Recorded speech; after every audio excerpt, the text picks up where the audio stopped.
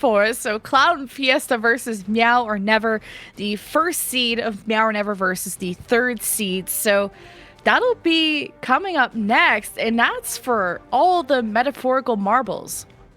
I'm really excited about that series as well because we're moving over to a first to 3. I know I say I'm excited, but I honestly can't say it enough that this has been an incredible experience for the teams, the players, the communities, and everybody. I hope everybody watching at home, the Cat Collective Community Cup Invitational has been a great treat to be a part of, and that's why I'm as excited as I am about all of the matches that we have to come. So still more Overwatch and our first to 3 grand finals ahead.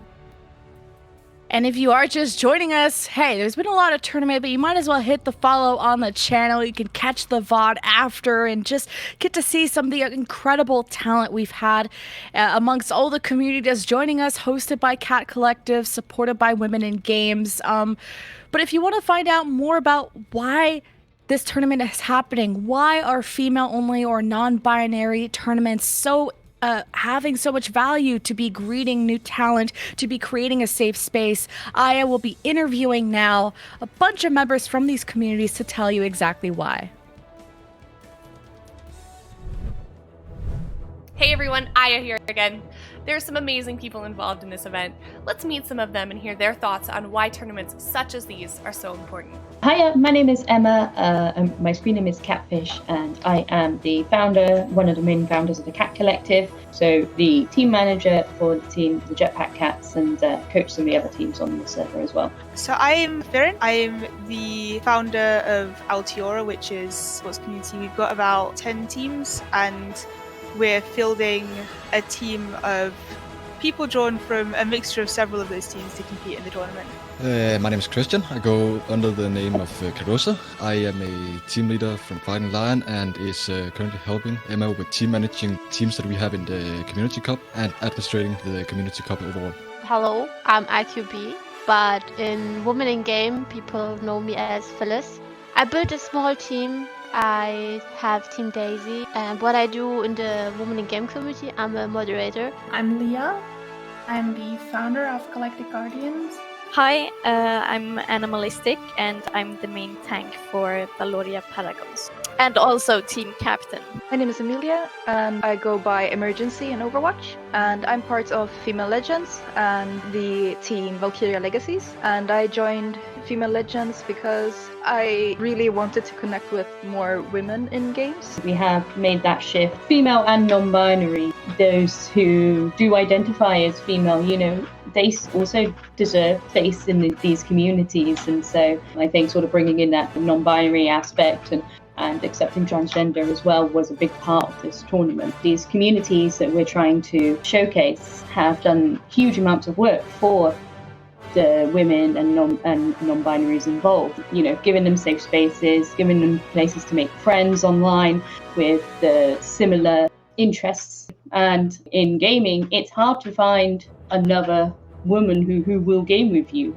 It's very easy to go to male friends, but to try and find the women who are playing was a little bit more difficult. I think people assume most of the time that girls don't game. These communities are showing, the opposite. At some point, we will be able to step away from all female tournaments and female and non-binary tournaments, but only when the higher ranks of esports become a little bit more 50-50 split in gender and also those with no gender. I think it's so important to have opportunities to just show people that women exist sometimes, to make people feel welcome, so that there's this security that nobody's gonna be toxic or harassing you. Before I actually came onto the Cat Collective, I tried to start up my small Danish Overwatch community.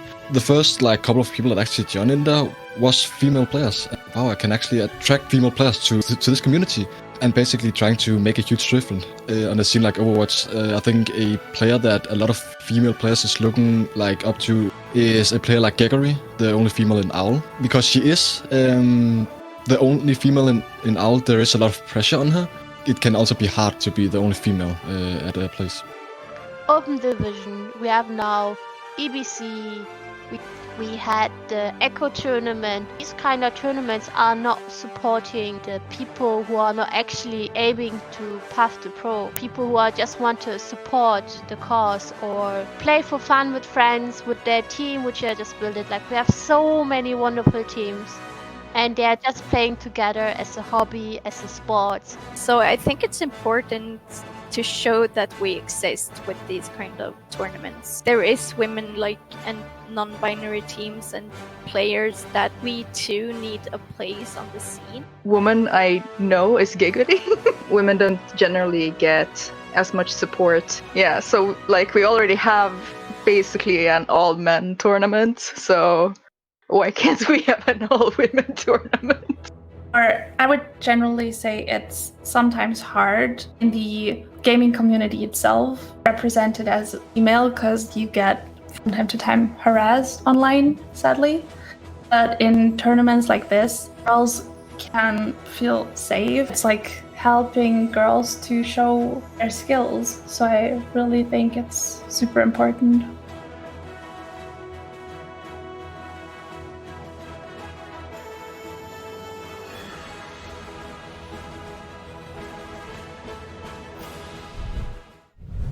The Cat Collective, Altiora, Galactic Guardians, Project Eden, and Nerf This. Those are the communities that are involved with today's tournament, but it doesn't stop there. Let's hear from some of the people involved in those communities and see what advice they have to give if you want to start your own community. The one piece of advice I would give is to listen to the other communities. They have this experience already. When I made the Cat Collective, there are already big communities out there like Galactic Guardians, Hunters of Artemis, all-female teams like Paradox as well. And this is where I took my interest from and my experience from it and listened to the leaders of these communities. You learn a lot from mistakes. When I started the Cat Collective a year and a half ago, I'd never run a server. One piece of advice would be to learn to delegate quicker. It's okay if other people are doing things too, and to give out work to people.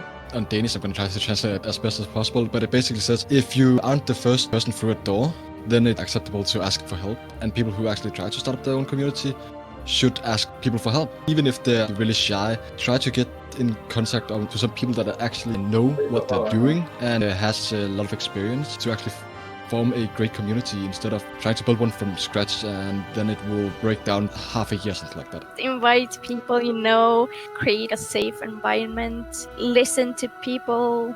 Give everyone the advice that if there's negative about the idea you should want to do, you should probably stick to your idea. I think that's super important because sometimes being like an owner of such a community can be draining or exhausting too, but then in the end you can see how much good comes from it. The most important part is listen to the people. Be in contact with the people. You should be there for your community. You need to also go with your guts. So if you get this fishy vibes, you should throw the fish away or recycle it, create an environment which is nice for everybody. There will be always, you can't be 100% safe, but you can try to make it safe as possible. If you have a community that is majority women or that has a lot of women already, it's relatively easy to make women feel welcome. I know that Altiora, we were 50-50 cis trans, so it was not difficult to make trans people feel welcome when it's we're half of the people here. But then when you have an organization that's, mostly men or mostly cisgender heterosexual people, and you're looking to try and make women feel more welcome, on the one hand, you don't want to make them feel singled out. Simultaneously, you do have to actively show support because there is just so many sexist organizations and teams out there in gaming that if you don't actively show that you are supportive of women and you just passively assume that people know, they won't realize unless you actively support women that you're not quietly being sexist in the background. That balance, I think, has to come through in, rather than sort of any particular grand gesture, it has to come through in everything you do and in the ways that you interact with people. And even just small things like how do you react when somebody tells you their name? Do you have a habit of asking somebody for their pronouns? All of that is very, very small things. It should listen to women and LGBTQ plus people when they say something. If they say that someone isn't acting well, even if that person is a friend or someone who acts nice to you, it's possible that they could have inadvertently or on purpose, it doesn't really matter, done things to make someone uncomfortable. And in that case, you need to bring it up with them. Because if they were doing it by mistake, then maybe they will want to know that they made other people uncomfortable. And if they're doing it on purpose, maybe they're not a person you want in your community.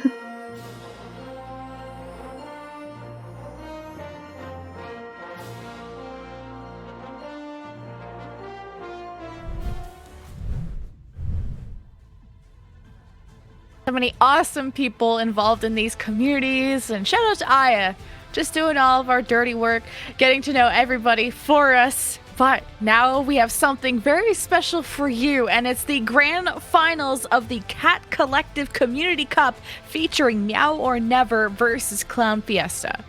And we got a chance to see both of these teams on broadcast before. Meow or Never still undefeated, as Clown Fiesta faced them previously in a round-robin rounds and lost to them 2-0. So Meow or Never is still going to be a tough opponent, but Clown Fiesta just got some revenge on another opponent that had 2-0'd them, the Stellar Guardians. So I think Clown Fiesta, they're here to play. The first map will be Busan, the neutral one to start everything off. First to 3. We'll be jumping into map any second now. This first seed, Meow or Never were undefeated in the group stage. They looked really scary, but I think in the last series we just saw, they also looked really human. They did drop a map. Did drop a map, so Meow or Never definitely still a team I think that can be beaten here, especially as a good Clown Fiesta has looked over the course of the day, just consistently getting better and better, taking out incredibly tough opponents to get to this position of being in the grand finals versus Meow or Never. And as we got a chance to see Clown Fiesta on Busan before, I'm expecting maybe getting a chance to see a little bit more Reaper if we get a chance to be on Mecha Base, maybe seeing more Farah if we're on downtown from Liska, maybe some Junkrat play as we saw on Lijiang Tower from Clown Fiesta. Ooh, I'd like the J Silly. Give me some of that. Oh, yes. I would love some Junkrat. We are starting on Mecha Base as our first round of Busan, first to 3. It will go the distance, I promise you. But if Liska keeps playing as crazy as she does on the Farah, I don't even know how long this series is going to go, but Meow or Never haven't lost a series yet, so if you are a person that bets, you would probably put money on Meow or Never. Probably. Just given the track record that Meow or Never has had as being an undefeated team, as well as the first seed in the tournament from their amazing results in the round robin that we had yesterday, I would expect it, but now, we saw this before. It wasn't a debate. Is Queen Mercy sticking to that Bastion? I am scared. I'm gonna have nightmares about Queen Mercy's Bastion because she's serious about it. At this point, yeah, she doing it. So this means it's really gonna be really important for Meow or Never to have that high ground so that they can just rain down all them bullets on the point. But this first fight's gonna matter the most. The do or die to see if they're gonna have to swap. But she actually goes to the opposite side on the bridge right above the point, so it's gonna be really hard to access her. But she's also not gonna have the best lines of sight on the fight. We'll see how long Clown Fiesta live through this. Well, the other thing about that too is that you just have Kimmy join now as support for the front line of Meow or Never, but looks like the Bastion's kind of working out. Who's going to be able to touch this Bastion? I don't think anybody, and the res has just been used. Clown Fiesta are back at full force. They need to get tracks and some healing, and Munch and Mouse back to the spawn room, so the Clown Fiesta tank line is just not in a healthy position to go and deal with this Bastion that's so far away from them. There is a lot of damage going into Queen Mercy, but with the pocket of Acacia, Kimmy Joy is just gonna chill behind her. There's nothing much Clown Fiesta can do. They're gonna go for attack visor, and as Justin Wolf didn't have bubble, able to get at least the 1 kill, but the 1 kill, it's not gonna be enough to get on this point. Ooh, the sleep right at the end. So that was great targeting by Kazubel, but unfortunately the point has already flipped back over to Meow or Never, and now they gotta get a chance to set up. Is Queen Mercy gonna stay on the catwalk? Looks like they're gonna be a little bit more far forward, just to be able to try to chunk down these shields as we see Clown Fiesta move back into the point, but that also makes her really vulnerable to sleeps. Queen Mercy will be waking up when September ends. Meow or Never gonna wish she was back though. Catfish trying to hold it down, dies first. Tank configuration out. Does distract enough for the res to go through, and Queen Mercy, man, is running after everybody. Hide your kids, hide your wife. Clown Fiesta back in the spawn. What in the world? That was a 4K! That was a 4K, and also you got a chance to see some Bastion 76 action to be able to secure one of those kills. Oh my goodness. We're definitely seeing a fiesta of sorts here on the point, but we're also moving into dangerous territory for Clown Fiesta. They're just gonna get held here by the grab.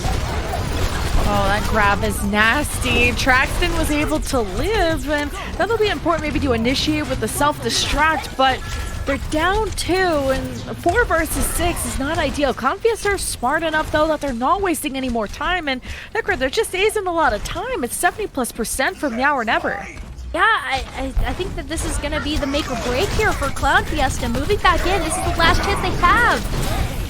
Catfish just tried to bunny hop past some people. Great block, but an even greater self-destruct from Clown Fiesta. This is finally how they can get this objective rolling and making sure nobody can resurrect. All right, Munchin, you're just bullying now. But y'all were never able to stall to 94+%. Maybe a bit of an overinvestment of ultimates from Clown Fiesta, but if I ever see an overinvestment, I just think they're trying to BM or just trying to be mean. Well, it means that they don't have too much left to work with except for the nano boost that's going to be coming out from Kazubel. So they're definitely going to need it. Might even need it reactively here based on how much damage some of these members of Clown Fiesta might take, but huge Bionade. Oh my goodness, and a nano too from Munchin. Trying to have fun, slept. Oh, they are grabbed, and just the wolf. That's maybe just the please don't touch me grab as everyone tries to get back to spawn. They weren't able to get a single kill from that, but still a lot of value of protecting her team as they try and get out of spawn room doors. So 96% for Meow or Never. One fight means they'll get the round. One more fight at 96% does mean that Meow or Never just need to take control of the point one more time, and it should be this deal sealed for this very first round of Busan. But look at the Bastion, it's nanoed. Oh god, you have to look at the Bastion now, because she'll be killing everything that gets close. As Liska did launch the Dragon Strike, but no one to protect her, so tons of kills for Meow or Never. The sleep does slow down Queen Mercy for the moment. You can see Kazu's doing everything she can to pocket Munchin, because that's really all they have left in the tank to keep this going. Even the nano, but 1v6, man. Munchin just can't do any more than that. Self-destruct at the back, sneaks up on Meow or Never, doesn't claim any kills, and I don't think there's really much left for Clown Fiesta. But what a close first round, 99-96, just a few seconds away, and Meow or Never will be taking their... Oh, well, that's a momentum killer. Oh, you were right there. And we are also right there. So it looks like a disconnect might have come through for one of the members of the team, and it was on Clown Fiesta. Oh no. Yeah, I would joke around and say that's a rage quit, but genuine disconnect, as the round either way will be going to Meow or Never. Leaves us to Sanctuary or Downtown coming next. But the Bastion worked out, but I think Kazu did a good job of trying to sleep the Bastion as much as they can, but it's just really hard. You had to break the shield of Catfish to even access the Bastion in the first place. So Meow or Never just really knew how to defend a Bastion and played off of Queen Mercy really well. Well, that's one of the reasons why I actually like Bastion as a hero. Don't quote me saying that, by the way. That's definitely meme material. But and screenshot it. Yeah, but Bastion as a hero is such a formidable force because it really forces the team that you're playing against to have excellent team coordination and synergy, or else you're not getting through the Bastion. And especially with how Meow or Never have played around protecting the Bastion, or just like setting it up on high ground, makes it a lot more difficult for Clown Fiesta to approach, and then also have a game plan of how to take out the Bastion. So kind of the best thing that Clown Fiesta can do is ignore the Bastion, maybe wait for an opportunity for Kazu to get to sleep, but try to win the ground game before, and try to avoid some of that primary fire before moving in to try to deal with Queen Mercy's back. Yeah, it was so hard. And also just off the, what really mattered was the first fight on Mecha Base to see if the Bastion was even able to set up. But everyone took the fight on high ground, but where Queen Mercy decided to set up on bridge next to point, which made it almost impossible for Clown Fiesta to rotate towards the Bastion, while also the 5 other people of Meow were never chasing them. So that was a really tough fight. I mean, the only chance was that if Clown Fiesta could just LOS away from the Bastion, which they did a pretty good job of, but just that damage over time and how Queen Mercy was repositioning every single time just made Meow or Never really scary.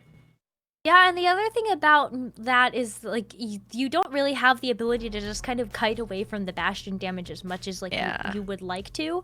Just because of the sightlines that the Bastion was able to have sitting on a catwalk on the bridge above point. Especially in that first fight, you can't really just ignore the Bastion because the Bastion was finding sightlines on your team and making everybody incredibly low on Clown Fiesta. We'll have to see. But I think we got Niar back into the game. But I think we're gonna have to be moving on to our next round of Busan, even though it's been incredibly close so far. Yeah, I can't imagine. As we're about to unpause, it'll be 100 to 99 for Meow or Never. I mean, I think Munchin is about to touch, so you might have a few seconds of stall, which with these teams, sometimes some crazy stuff happens, and you have these triple self-destructs like Traxton does sometimes. So I'm just gonna call it, but I'm not gonna bet my mom's life or anything on it. So not her, please. Meow or Never, round 2. Looking really strong. It is first to 3, so we'll see if Clown Fiesta will be able to make a response. And on a more open map like Sanctuary in downtown, I think Liska goes back to the far, and I think they might be able to force a round 3, especially with just how versatile Clown Fiesta have been playing.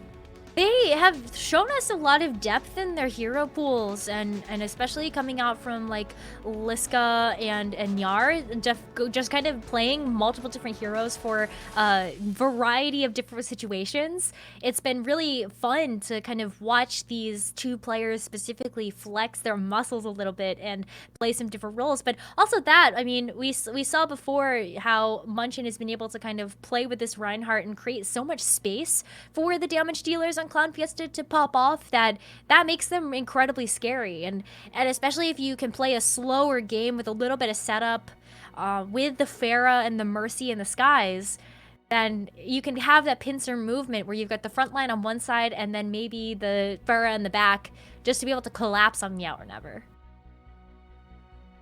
As everyone is trying to figure out how to unpause, so I'm totally guilty of not knowing this until a year or 2 of playing Overwatch, because it's just not something that I'm very experienced with. So we're about to unpause. Nyar is back in the game. So we're good. At least it's no forfeit this time. Clown Fiesta touching one last time, but just getting shredded by this Bastion. As I've said, Meow or Never will be taking this round, and we'll be finding out shortly if we're going to downtown or Sanctuary. Sanctuary might be another Bastion map, so I'm kind of hoping that if we want to see longevity of this series, maybe we go to downtown first and get a chance to see Clown Fiesta claw their way back into it. But it is Sanctuary, which might be a Bastion map for Meow or Never. Funny enough.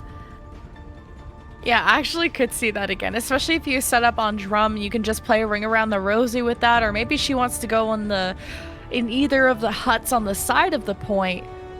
But Queen Mercy can just play everything. I mean, even her Echo is pretty incredible. I'm just surprised she has a name like Queen Mercy. I was like, oh, okay. Well, now I've identified the Mercy player in the lobby, but no, you've Meow or identified never. the Mercy pocket. Ah, yes. the Torb comes out, which is just Bastion 1.0, I guess. Yeah, Bastion and a half. You got 2 halves and a puzzle. Yeah, basically.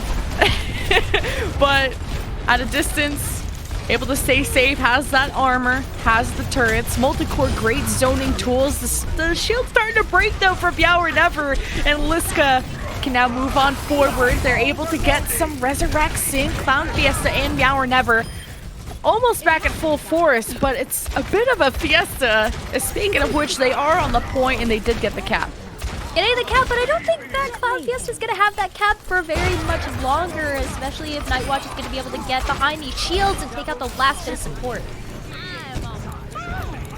Damn, Nightwatch, I think has been my player to watch this whole tournament.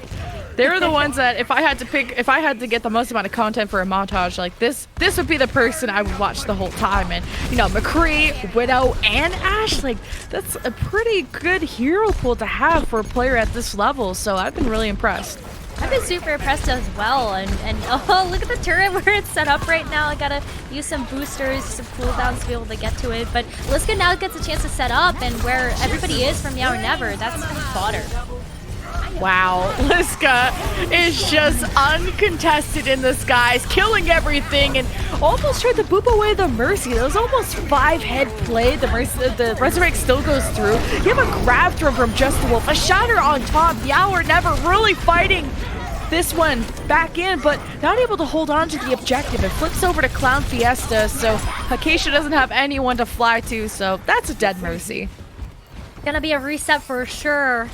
Now Meow or Never get a chance to come back in. We see the Orb ult ready to go. Some Molten Core might be covering the battlefield at sometime soon, but still some more Reinhardt wars to be had as Munchin's ready to hit another fatty shatty as Meow or Never start to move in.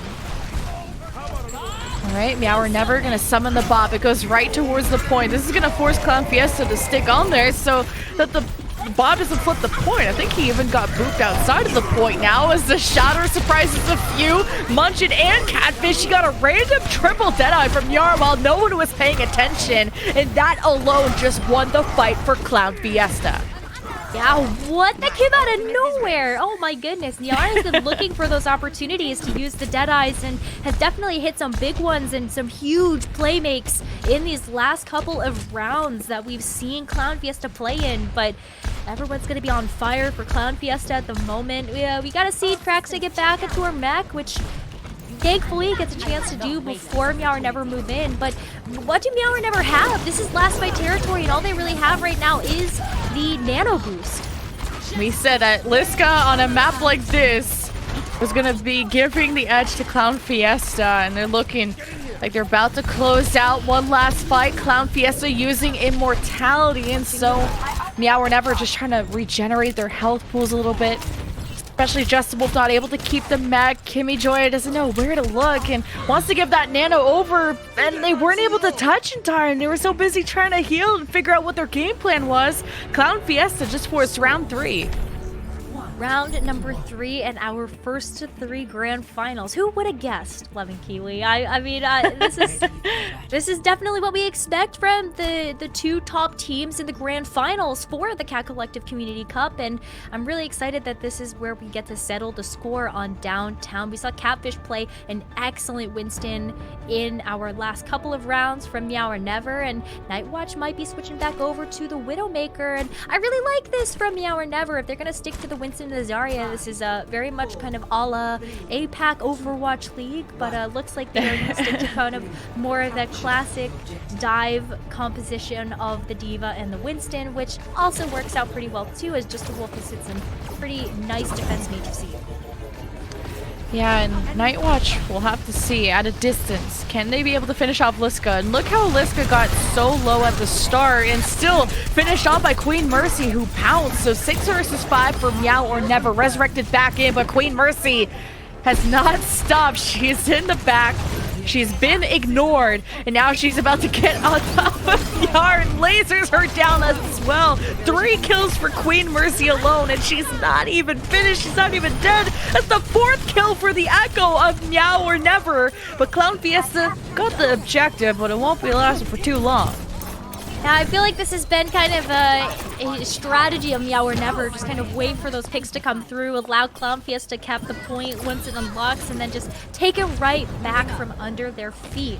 So Meow or Never also already kind of in this position where, wowee, did Just a Wolf actually do that much damage in the first round? That's a Diva Bomb already. Oh, did Liska? Oh god, she just got deleted by Queen Mercy. I think that Echo just got nanoed too. Either way, Meow or Never are playing so aggressive. There's a self-destruct on top. There's even some divas that like to push it over edges. I think she tried but couldn't get it over. And Immortality either way was gonna block that. Meow or Never. Let's see, they have not let go. They're now copying an Ashe to see if they can get a bomb online, and she still does. Queen Mercy. I don't know what she put in her cereal, or I guess what she put in her dinner, but man, Meow or Never are just unstoppable. Yeah, it looks like they are in an unstoppable territory. We joke around a little bit with the Bastion choice for Mecha Base, but man, what a strategy, especially when Queen Mercy is going to be playing at the top of her game on a hero she's incredibly comfortable with, like the Echo, and especially with the duo of Nightwatch to be able to kind of hit those body shots and allow Queen Mercy to finish off the kills. This duo for Meow or Never has been absolutely unstoppable. Yeah, it's 75+% coming down to the last chance that Clown Fiesta have to get on this, and it's starting off well. It's 1-1. I think these Mercies can get some resurrects going, at least Clown Fiesta anyway, and it's go sign for them. They lost Munch and Mouse, which is their initiator, and Traxton's had enough of Nightwatch's business. He got a Deadeye on the field from Yar, and it picked off Just a Wolf, so she couldn't get back in the mech, and Meow or Never don't have a lot left to keep this point going. At 99% though, the job is done. The job is about done for sure. Meow or Never have some resources to move back in, and Traxton's no longer in mech, so if Meow or Never can get back fast enough, that might be a person advantage moving into the next fight, but gotta be careful. Oh, that stun should have, and the stun and the shock here should have killed Queen Mercy, and she copies a Reinhardt, which is so terrifying. She's just shattering. She got 2. The bomb was someone from Liska, so they, oh my god, another shatter. She don't stop. She don't stop. Someone nerf Queen Mercy right now because she's making this look like quick play. Meow or Never will be flipping over the objective. Overtime is about to go away. They're going to touch maybe one last time. I say maybe because they actually did it. And Meow or Never will take map 1. Map number 1 going in the way of Meow or Never in our first of 3 grand finals. That means that Meow or Never only needs 2 more wins in order to take home the metaphorical trophy, if you will, for this tournament. But Queen Mercy, my goodness. Yeah, you were saying we were looking at Nightwatch, but Queen Mercy's been playing some fun heroes. Oh, man. I can't pick my favorite person in this lobby. There is too many people. Too many. Making me look bronze right now. I was like, secretly scouting. I would have to recommend some contender teams to look at these chicks because holy cow, they're impressing me way more than I expected, especially Queen Mercy, especially Liska, and just everyone working so well together. I'm gonna look forward to like talking with them later just to see how long they've been together because they're playing like they've been together for months. Yeah, I mean, these teams and these communities, it's been great to hear that they field, all female teams. You have some mixed Overwatch teams. Some communities even have teams in other games like Apex Legends. And it's been really great to kind of hear that these communities have such a way to enable these players to have such a platform to be able to share their love of video games on. That's something that I really love about what the Cat Collective Community Cup is doing, is just bringing all of these amazing teams together to share this experience. And it's been cool to see everyone just in chat being really wholesome. There was like that one we meet again. Which is probably the thing you say to someone who trashed on you in ladder or something like that. At least that's what I would say. Or, you know, in scrims. As Meow or Never will be starting our series 1-0 in the grand finals of our Cat Collective Community Cup.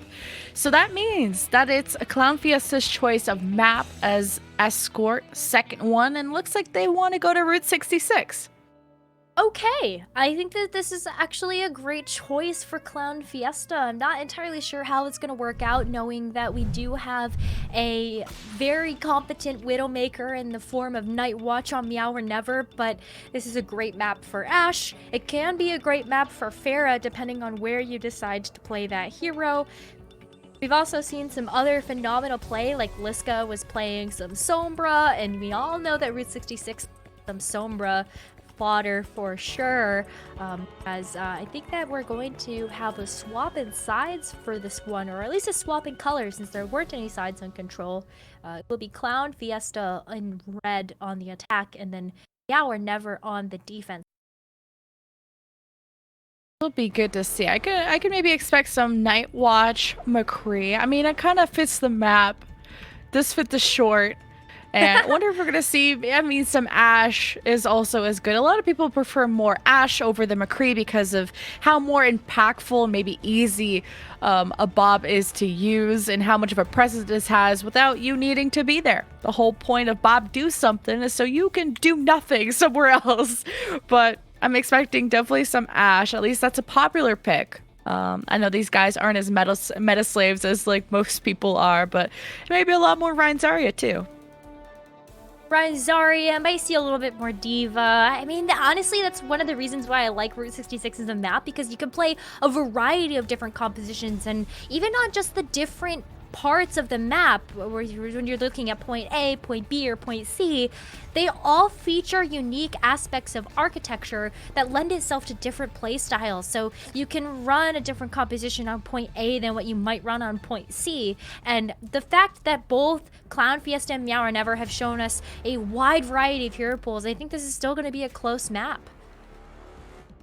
The Clown Fiesta will be attacking Meow or Never on the defense. So Clown Fiesta, Meow or Never choosing to defend first. That's quite popular, especially on a map like this. It's so hard to finish Route 66. It's so hard, especially if we could see Queen Mercy bring out the Bastion at any time.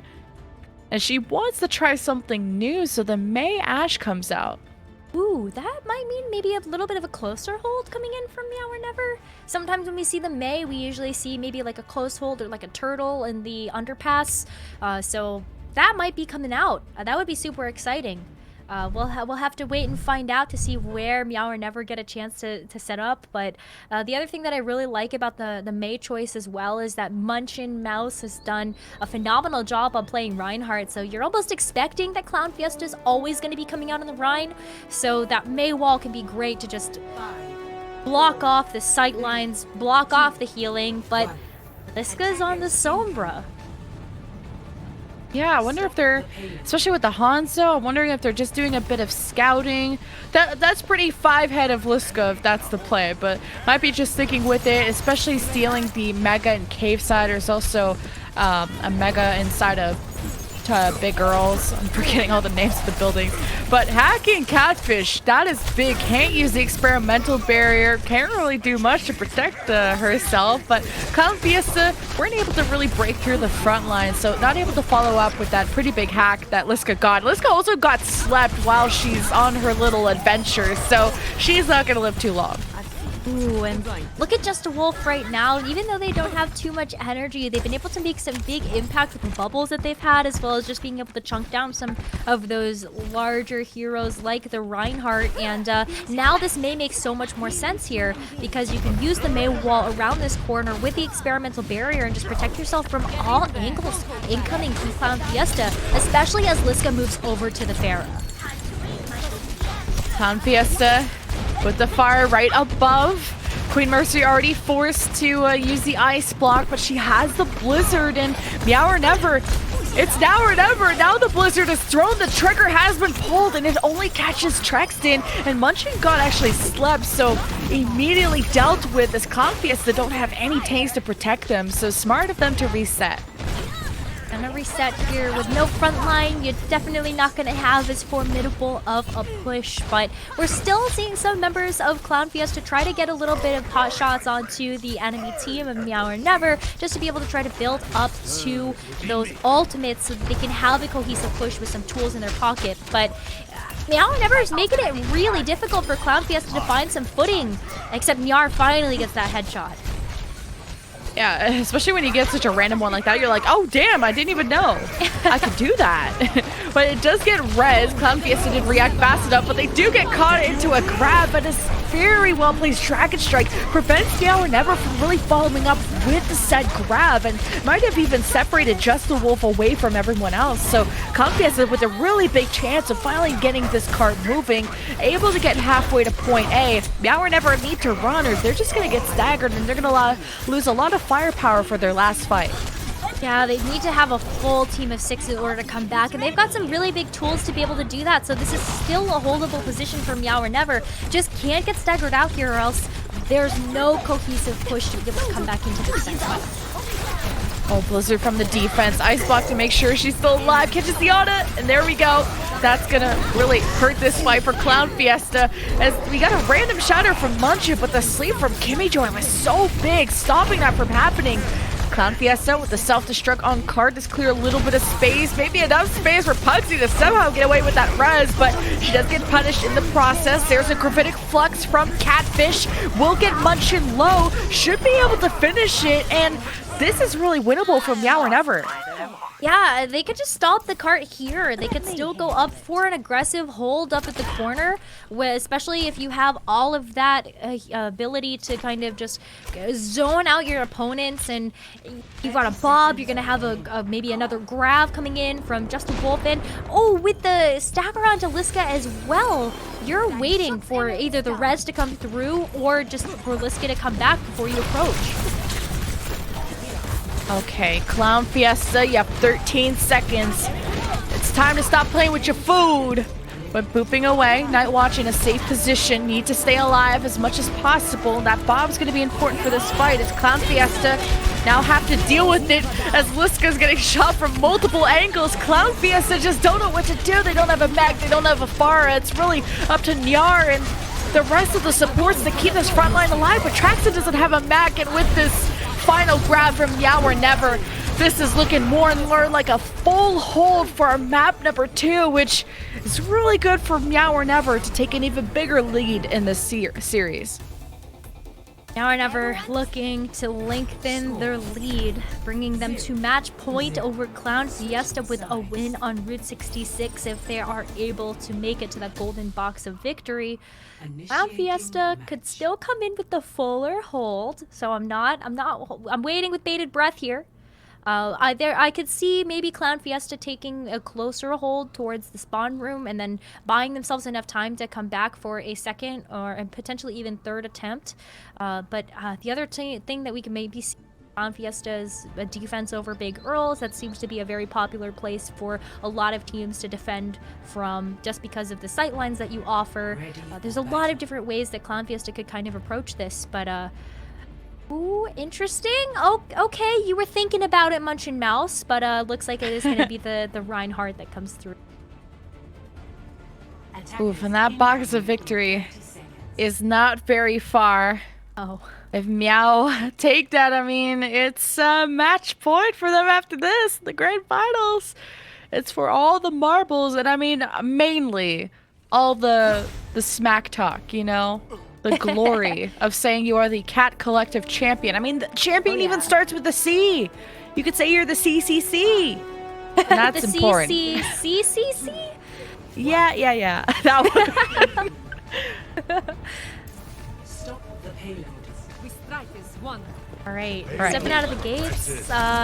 Okay, Queen Mercy's on the Genji again. I was waiting for it this time. I was waiting to see whether this was going to come to fruition or not, but it looks like it is. Yeah, live by the blade, die by the blade. She really thought she had the dash reset on that right. I don't even know how much it didn't die from that, but It's good first couple kills. Resurrects, I think mainly from the attack, is Just a Wolf gathering energy. Clown Fiesta get away with resurrecting Liska back in. And with that Mei, I mean, Meow never have to really be careful how they engage this, especially with a Mei wall that can come up behind them at any moment. That's how you can isolate the team and get those first picks for the defense. As Nightwatch is back on the high ground, able to get dynamites in. I didn't even know Queen Mercy had a blade. How'd she get that so quick? Flank maybe? I don't know. I kind of blinked and I missed it for the blade there. And now this is looking like a very winnable position for Meow or Never to come through. They're going to have other tools online, like Catfish is definitely going to have the... Oh, that was risky. Clown Fiesta! If I'm that Sigma, I'm like, why did you do that? I don't want to be here. And you die. But, you know, that stall res question mark and that box of victor, I mean, you just gotta go for it. You need somebody to be there, but Meow or Never have leftover ultimates. They have, I don't even think they've really died that much. Cloud Fiesta are gonna have to try and touch one more time, and the box of victory is right there. Meow or Never will take the map and go on to match point. Pretty stellar performance from Meow or Never. We can really get a chance to see why this team has gone undefeated in this Community Cup so far. Clown Fiesta has beaten some incredible opponents, but wow, is Meow or Never such a different beast. And play of the game featuring Just a Wolf, which we gotta hype up more. The Zarya doesn't always get a lot of credit. It's always the DPS or the six-man shouters, whatever it may be, but the backbone, the true pillar of the team is your off-tank, whether it's the Diva, whether it's Zarya, and Just a Wolf, very deserving of that play of the game. For sure. Just a Wolf has been a standout for me just because I think that Zarya play is very intricate and it has a pretty high skill ceiling, and the fact that Just a Wolf is playing it to such high precision is just so fun to watch. All the bubbles to be able to refresh all the bio nades, and then you also have such fast reaction time coming out from Just a Wolf and great tracking as well to be able to clean up those kills. It's been so much fun. And if you're checking out this tournament, you've never heard of Cat Collective or any of these communities, a lot of these communities featuring female, non-binary, LGBTQ+ friendly. So it's been great to feature such incredible talent at different SR levels. I think everyone's below Diamond, but sometimes these communities exist because sometimes it gets scary to voice yourself in your games or dealing with harassment and toxicity online. So Aya did sit down with a few of the players in this tournament to get to know how they deal with toxicity online. 20% of people working in games are women, 5% in esports, and less than 1% of professional players in esports are women. But that doesn't always mean you have to be alone. Let's hear some stories from other people involved in this tournament today. Gaming has been both some of the most overwhelmingly positive experiences and were most negative experiences in my life. In no other context have I been harassed or attacked the way that you are with complete strangers in a gaming lobby. There's been some really awesome people, there's been some really shitty people. I think that's pretty much universal. Because I just play with teams and play with, people on my server now. If it's not a full team, I won't talk in chat. I won't do it still. I've just had enough of it, I had struggles with the microphone when I'm talking. Oh, it's a girl. But with every match I played, with every game I entered, I overcome this fear. Playing these kind of games, speaking in voice and getting something stupid back. It was super hard for me to even talk in TeamSpeak or something. Even if they say you are trash, it's like, I know, but next game I will do better. I queued with friends and my self-esteem just grows. So I think it's like small steps and it helped me grow as a player. Up until I found this community, I was almost the only girl all the time. I played with guys all the time. Like, I've been really into Pokemon for my entire life. I had some friends who were like, whatever, yay, another person who plays Pokemon. But there was also a lot of specifically guys who were like, girls can't play Pokemon. And then Overwatch was colorful and fun, and I went into it with friends, and then I got more friends through it. But if I didn't have those friends, I don't know that it would be worth sticking around. There's people that are incredibly supportive, members of the trans community, that I've known from all across Europe who I never would have met without gaming because they live hundreds of miles away. So it's been incredibly mixed, and I think to anyone who's having a bigger share of the negative experiences, I would keep looking for the space where you'll have the positive experiences. The more girls start to play as well, and the more spaces like Galactic Guardians exist, the easier it gets to actually be involved and feel good in the gaming environment, and I think that's great. Often transmasculine people are sort of invisible and there's not a lot of representation, so you feel like you're sort of blindly wandering around in the dark. But then online, people will just take you for who you are, who your avatar, your profile picture kind of says you are, and be perceived as your preferred gender. When I found Female Legends, it was like coming home. I've grown so much, both as a gamer, but also as a person. It has improved since I was younger. We still have a really long way to go, and I think some of the movements that have happened recently in the Dota scene, in the Overwatch scene, shows that actually there is so much work to be done. It's a part of it. You will always face bad stuff and good stuff, but important is we focus on the good stuff, what's happening.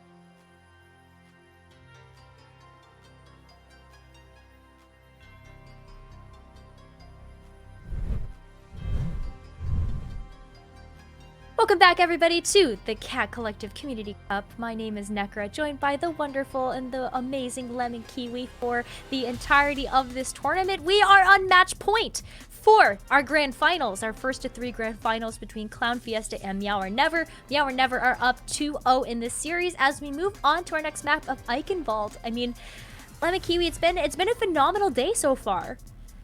It's been crazy, and we didn't even get to watch the group stage that happened yesterday, but Meow or Never went undefeated there. They're kind of the favorite team in this tournament. They're on match point, but Clown Fiesta is that dark horse that I think we've been worried about, and having a lot of star-studded players on this roster. I think we were mainly shouting out Liska for how incredible her Pharah has been so far, but this is their last chance to make or break in this series. Yeah, I mean, I feel like we've seen some stellar play coming out from all of the incredible players that we've got a chance to feature on broadcast today.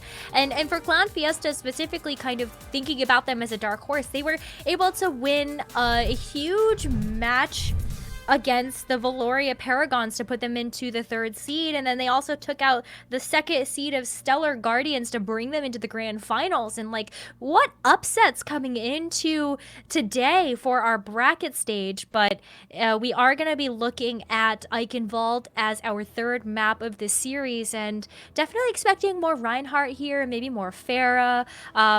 There was something spicy that happened where Queen Mercy just said, I'm bringing out the Torbjorn, and there's nothing that you can do about it.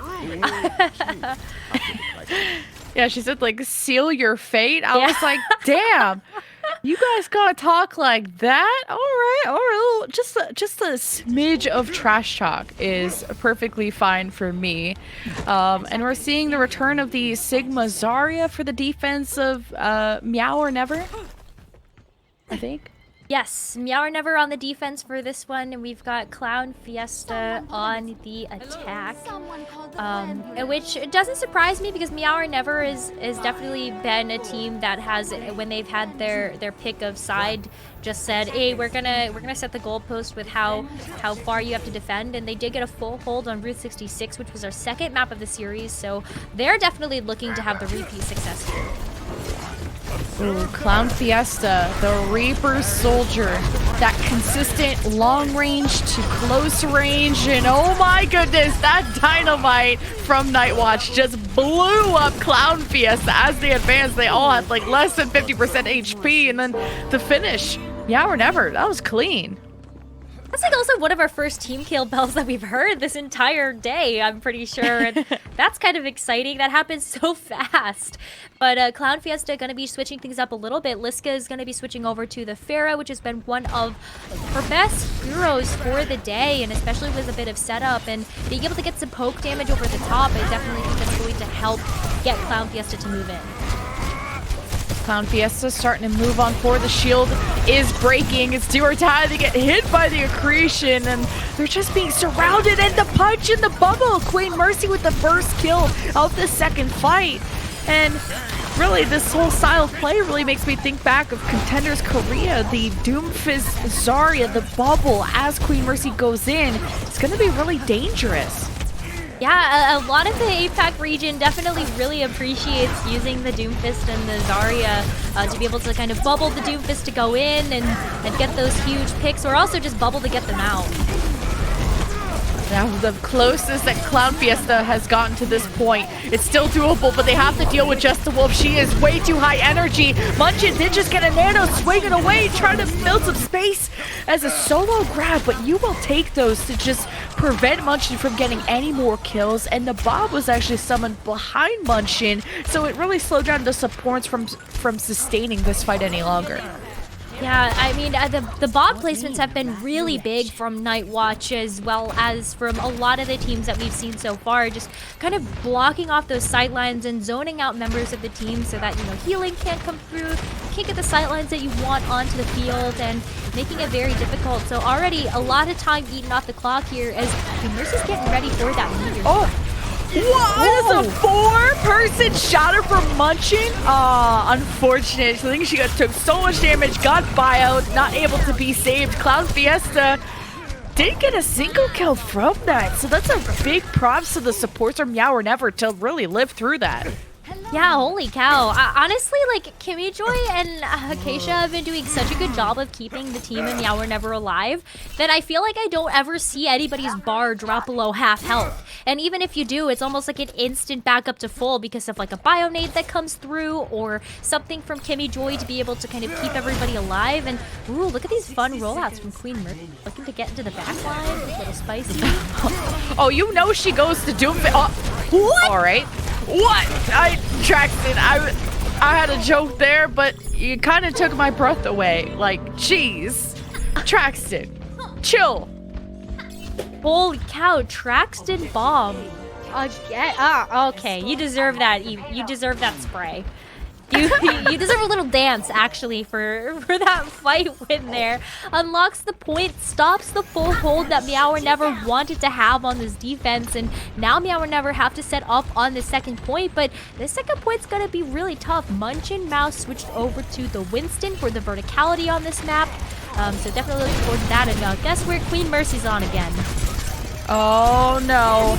Eating the sleep, eating everything. Traxton soaking up all the damage, but is anyone there to help her? She's doing her best impression of a distraction, but the rest of Clown Fiesta died. And you got a nano just to post up, and Queen Mercy really wanted to go in there. Look at the sightlines that she has on the spawn room door for Clown Fiesta. Like, what the heck? That is absurd for just being able to get a chance to just kind of have those sight lines, and then like who's gonna come jump after you? The Winston? It's gonna get deleted.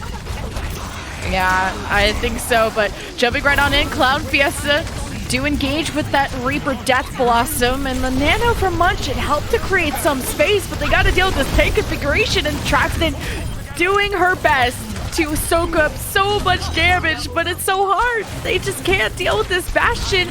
And now flying right away, Puxy made a mistake. She's like, oh boy, I did not want to be here. And she's still trying to run. The res, but yeah, definitely don't think she wants to be there. And I don't know if you're gonna be able to win that 1v1 versus that tankiness that is Zarya. Ooh, but Liska will. Oh. Oh. Like Rose. Oh.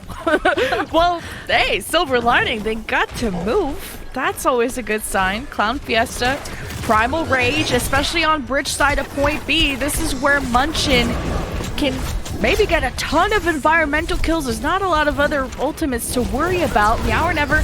Grab. You can try and trap some peoples. The Primal went off. The grab was a bit of a whip. Sometimes you see ghosts, and sometimes people die as you throw the grab, and I've been a victim of that, personally. Yeah, your team just ends up being like one step ahead of you for the graviton surge, so you don't get a chance to do too much. But ooh, Reaper duplicate here from Queen Mercy. Damn. Damn. And styled on the other Reaper. That's what we like to see. The whole, if you could do it, I could do it better. Yeah, I love that. Oh, the Reaper, or sorry, not the Reaper, the Winston's a little scary. So you can see now we're never going to back up Queen Mercy. And only 11 seconds left. Clown Fiesta have to touch. Yeah, Winston's gonna have to jump in, which means that there's not gonna be any cooldowns here to be able to get away from all the damage. Bubble might be able to save them. Oh god, this is the Nodos where they're trying to stay safe on the card. The Graphitic Flux will weaken almost everyone. As now you have a Nano Reaper. This is scary. Clown Fiesta's their last chance to keep this push going, and Meow or Never can't seem to puncture into this Winston shield. And on top of the Death Blossom, this is completely zoned away the defense. They thought they had won, but Clown Fiesta really clutched up there. Clown Fiesta honestly comes in with some of the biggest plushies that I've seen. The Traxton 5K, you got the huge Death Blossom coming in from Niar, and then a lot of great stall coming in from Munchin Mouse to be able to pop the overtime and bring us into this third point of Eichenwald. But that means they only have a minute and a half left on the clock. But ooh, Clown Fiesta's getting some work done here. Yeah, this is starting to look like a snowball for Clown Fiesta. They got a bunch of entry picks into point C. You got Liska that has attack visor on this high ground. Meow or Never starting to push on in because of that third tank that they did have, and Nightwatch holding on to that Bob. Knows the self-destruct will make all the room that the defense need, but look at this retaliation from Liska, bringing out the attack visor. Meow or Never starting to back away, relying on the shields of Catfish, and still picking away at Queen Mercy, who decided to engage after that. The Bob keeping this card stationary for the moment. The grab is now thrown from the defense. That high energy is really going to damage Clown Fiesta, and they're trying to run, but they just can't hide. Ooh, and there's going to be some staggers that come here through here too. The Nano Boost got committed by Kazu as well as the Valkyrie. Oh my goodness, Clown Fiesta's trying to get in here and get Niar to this Death Blossom. Oh, Clown Fiesta with 13 seconds. They can't afford a real full reset. It's such a far away push from their spawn room for self-destruct. Doesn't find anyone at the back. Meow or Never playing so well. And look on the back of this Earth Shatter. They get the Winston, but look, there's Niar now with the Death Blossom. He's in the back line. There's no supports for this defense. Clown Fiesta can finish the map here. Clown Fiesta might be able to push all the way to the end, but the respawns are going to be just a little bit closer from Meow or Never. Oh, Queen Mercy, that was such a good duplicate. She'll be able to get the Primal. This is a big time waster for Clown Fiesta. They're going to be pushed off the cart. If they're not careful, overtime might go away very quickly. But Liska, great first pick. Defense slowed down for the moment.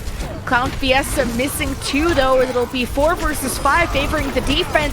Niar is trying to do so much work on this card, but there's just very limited heals with Pugsy now gone, and Clown Fiesta are just running out of steam. Yeah, I think this might be where the card stops here as the Diva gets taken out and the overtime wicks away. That's still a far push for Clown Fiesta, though, to be able to make it all the way into the castle of Eichenwald. Yeah, that's a really tough place to push into, and I've been liking just the Soldier Ash combination of Clown Fiesta. I think it's something that can work on almost any part of Eichenwald. And then you had the Reaper, which was pretty scary, but at least they were able to deal with the Bastion. I honestly think that Clown Fiesta got further than they probably thought they could, especially against the Bastion of Queen Mercy. The bastion on the high ground, just the watchtower of the second point was so scary. Because how are you supposed to engage on the bastion? I think that was a really smart choice from Meow or Never to put Clown Fiesta into a position that they only had a minute and a half going into point C. But, oh boy. There's some spicy stuff coming out on the defense. It looks like Queen Mercy's not the only one that can run a bastion, and I'm living for it right now. Yeah, I would watch Queen Mercy all day, to be honest.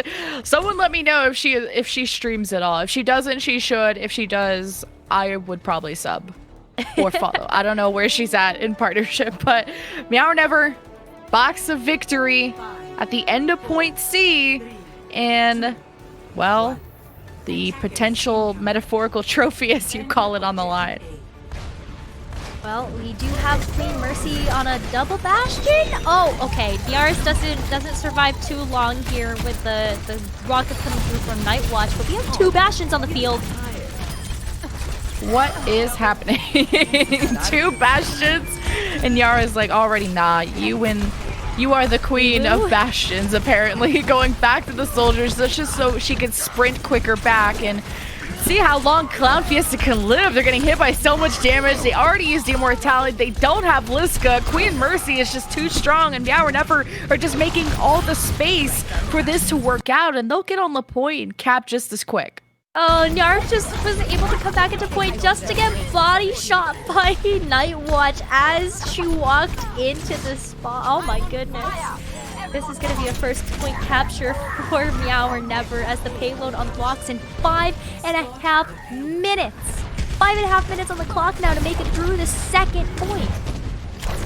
Yeah, we gotta see how much time Clown Fiesta can waste over on bridge side, and with a Pharah, it's pretty good for them. They can maybe get a lot of environmental kills, so Meow or Never will have to be really careful how they decide to cross that, or they can actually go through right side castle and come around, but they have to get the payload a little bit further before they do that kind of rotation.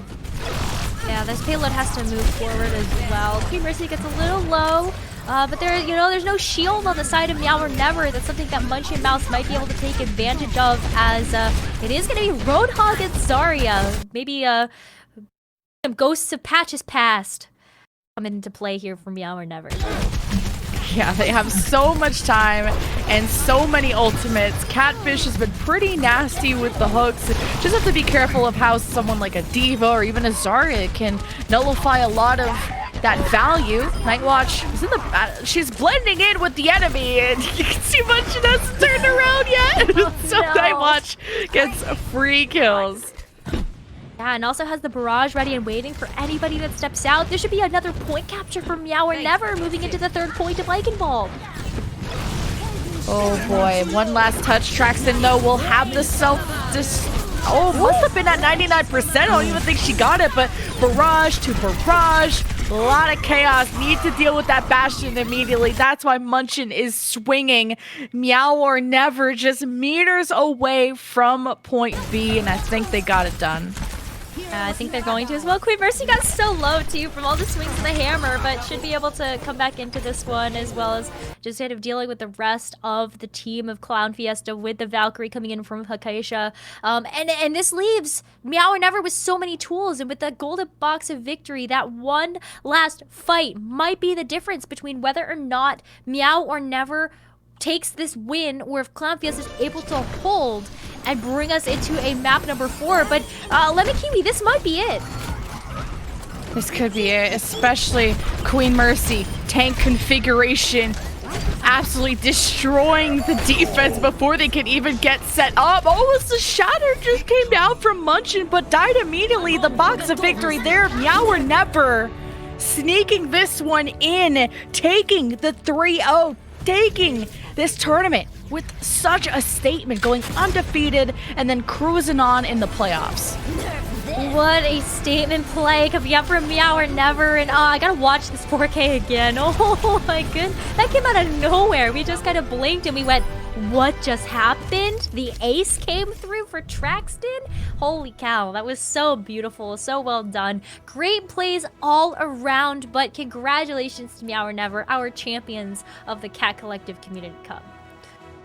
Yeah, especially congrats, Catfish, Acacia, I was like Catfish choice, Just the Wolf, Nightwatch, Queen Mercy, and all the people behind that team, and especially Cat Collective and the other communities that joined us today. So many thank yous to give, starting with most amazing person by my side, Necra. We have Zandy behind the scenes, making the rule books, making sure everyone is where they need to be. You got Sunkern, our producer, our observer, Monkey Bubble. You got Okran, Jay, Ink, everyone behind the scenes to make this broadcast possible. And you, chat for being here this whole time. Chat's the realest. Chat's the realest MVPs of the tournament. Thank you so much for being here, and thank you so much for being a part of the mission and the vision of the Cat Collective Community Cup Invitational. And also, the support from Women in Games has been phenomenal. If you don't know about Women in Games, it is a not-for-profit organization that seeks a games industry and culture and community free of gender discrimination, where full equality of opportunity, treatment, and conditions empowers all women to achieve their full potential. So I definitely think that with Women in Games by our side, I think we managed to find success in that during the Cat Collective Community Cup. And if you're curious about how to join a community or even how to create your own community, and well, how do you start? How do you keep going? How do you make it work? Well, Aya, our wonderful host, big shout out to her, interviewing behind the scenes. She's going to talk to some people and let you guys know how you can create your own community. The Cat Collective, Altiora, Galactic Guardians, Project Eden, and Nerf This. Those are the communities that are involved with today's tournament, but it doesn't stop there. Let's hear from some of the people involved in those communities and see what advice they have to give if you want to start your own community. The one piece of advice I would give is to listen to the other communities. They have this experience already. You know, when I made the Cat Collective, there are already big communities out there like Galactic Guardians, Hunters of Artemis, all-female teams like Paradox as well. And this is where I took my interest from and my experience from and listened to the leaders of these communities. You learn a lot from mistakes. I mean, when I started the Cat Collective a year and a half ago, I'd never run a server. One piece of advice would be to learn to delegate quicker. It's okay if other people are doing things too, and to give out work to people. On Danish, I'm going to try to translate it as best as possible, but it basically says, if you aren't the first person through a door, then it's acceptable to ask for help. And people who actually try to start up their own community should ask people for help. Even if they're really shy, try to get in contact to some people that actually know what they're doing and has a lot of experience to actually form a great community instead of trying to build one from scratch, and then it will break down half a year, something like that. Invite people you know, create a safe environment, listen to people. Give everyone the advice that if there's negative about the idea you should want to do, you should probably stick to your idea. I think that's super important, because sometimes being like an owner of such a community can be draining or exhausting too, but then in the end you can see how much good comes from it. The most important part is listen to the people, be in contact with the people. You should be there for your community. You need to also go with your guts. So if you get like this fishy vibes, you should throw the fish away or recycle it, create an environment which is nice for everybody. There will be always, you can't be 100% safe, but you can try to make it safe as possible. If you have a community that is majority women or that has a lot of women already, it's relatively easy to make women feel welcome. I know that Altiora, we were 50-50 cis trans, so it was not difficult to make trans people feel welcome when it's like we're half of the people here. But then when you have an organization that's, you know, mostly men or mostly cisgender heterosexual people, and you're looking to try and make women feel more welcome, on the one hand, you don't want to make them feel singled out. Simultaneously, you do have to actively show support, because there is just so many sexist organizations and teams out there in gaming that if you don't actively show that you are supportive of women and you just passively assume that people know, they won't realize unless you actively support women that you're not quietly being sexist in the background. That balance, I think, has to come through in, rather than sort of any particular grand gesture, it has to come through in everything you do and in the ways that you interact with people. And even just small things like, how do you react when somebody tells you their name? Do you have a habit of asking somebody for their pronouns? All of that is very, very small things. It should listen to women and LGBTQ plus people when they say something. Like if they say that someone isn't acting well, even if that person is a friend or someone who acts nice to you, it's possible that they could have inadvertently or on purpose, it doesn't really matter, done things to make someone uncomfortable. And in that case, you need to bring it up with them, because if they were doing it by mistake, then maybe they will want to know that they made other people uncomfortable. And if they're doing it on purpose, maybe they're not a person you want in your community.